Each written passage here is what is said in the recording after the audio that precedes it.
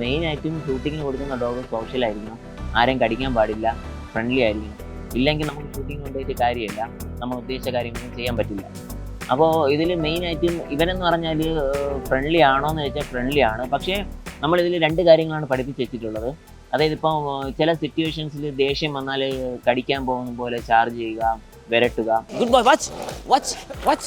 Good boy, watch, watch, watch. Good boy, watch.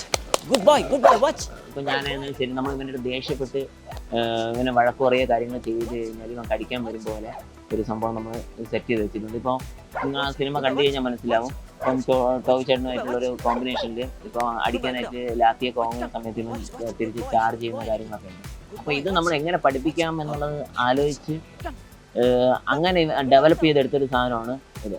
അവസാനം കത്തുന്നൊരു സംഭവമുണ്ട്. അപ്പോൾ ഇവനെന്ന് പറഞ്ഞാൽ അതിൽ സീജ് ചെയ്തതാണ്. അതായത് ഗ്രീൻ മാറ്റിൽ എന്ന് പറഞ്ഞാൽ ഇവനെ തീ തീ ഇല്ലെന്നേ ഉള്ളൂ, പക്ഷെ ആ രീതിയിൽ അവനെ ആക്ടിങ് ചെയ്യിപ്പിച്ച് ആ ഒരു ഇമോഷനിൽ കൊണ്ടുവന്നതിന് ശേഷം നമ്മളൊരു ഡമ്മി കത്തിച്ചതിന് ശേഷം ഇതിൽ ഫ്ലെയിം ആഡ് ചെയ്തതാണ്. അല്ലാതെ ഇവനെ ഒരു രീതിയിലും ബുദ്ധിമുട്ടിക്കുന്ന ഒരു കാര്യങ്ങളും നമ്മളതിൽ ചെയ്തിട്ടില്ല എന്നാണ്.